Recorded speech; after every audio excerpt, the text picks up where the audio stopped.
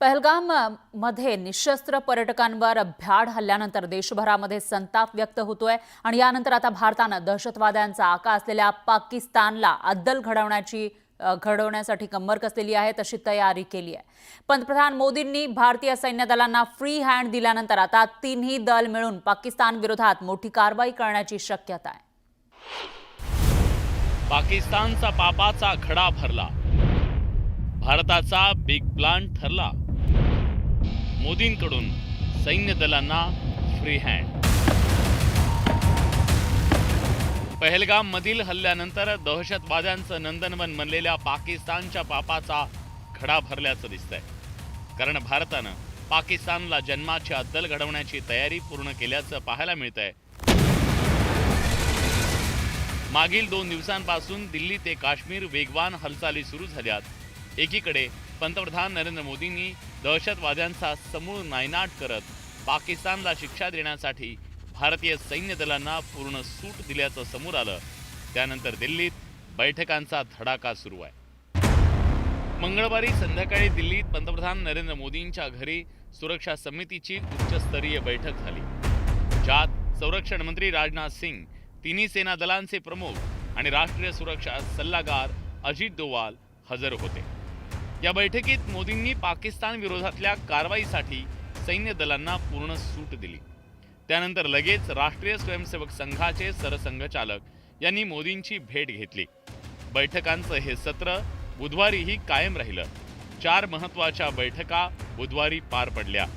बुधवारी 11 वाजता मोदींच्या निवासस्थानी आणि आधी कॅबिनेट सुरक्षा समिती अर्थात CCSची बैठक झाली। त्यानंतर मोदींच्या अध्यक्षतेत CCPAची बैठक झाली। या 3 महत्त्वाच्या बैठकांनंतर कॅबिनेटची महत्त्वाची बैठक झाली। मैसेज क्लियर हो गया है, क्योंकि इस मैसेज से बड़ा लोगों में वो डाउट क्लियर हो रहा था कि इसका मतलब क्या है। इसका सिंपल सा मतलब ये है कि अब गवर्नमेंट ने डिसाइड कर लिया है कि हमने एक्शन पाकिस्तान के साथ लेना है। वो जो ऑब्जेक्टिव है वो अभी भी नहीं बताएंगे, पर मीडिया को नहीं पता चलेगा कि हमारा मेन ऑब्जेक्टिव क्या होगा, पर फौज को जो भी कहा जाएगा, फौज को पूरी छूट है कि अपना टारगेट सेलेक्ट करे, अपना टाइमिंग सेलेक्ट करे और मेथड ऑफ अटैक सेलेक्ट करे।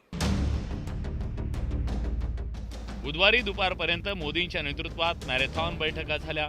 एकीकडे सैन्य दलाला फ्री हँड आणि बैठकांमधून सुरू असलेल्या मोर्चे बांधणी पाहता भारत पाकिस्तानवर मोठी कारवाई करण्याची शक्यता वर्तवली जाते। याद रहे 1971 में ठीक इसी तरह इंदिरा गांधी ने फील्ड मार्शल सैम मैनेक्शॉ और 3 सर्विस चीफ्स के ऊपर तमाम लड़ाई का जिम्मा छोड़ दिया था।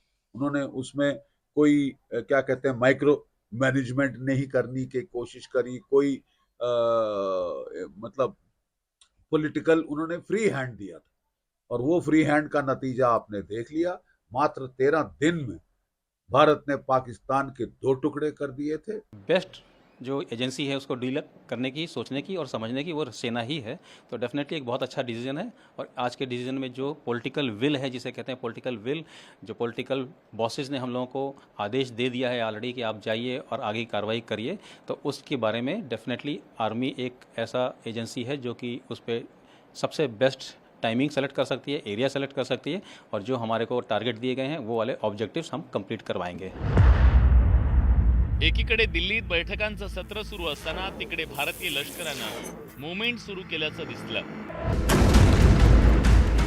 एकीकडे दिल्लीत राजनैतिक स्तरावर तयारी सुरू असताना दुसरीकडे सीमा भागात सैन्य सज्ज करण्यात आलंय। भारताच्या या हालचालींमुळे पाकिस्तानची झोप उडाल्याचं दिसतंय। पाकिस्तान इतका बिथरलाय की मध्यरात्री 2 वाजता पाकिस्तानच्या माहिती आणि प्रसारण मंत्रालयानं पत्रकार परिषद घेतली। Pakistan has credible intelligence that India intends carrying out military action against Pakistan in the next 24 to 36 hours on the pretext of baseless and concocted allegations of involvement in the Pahalgam incident.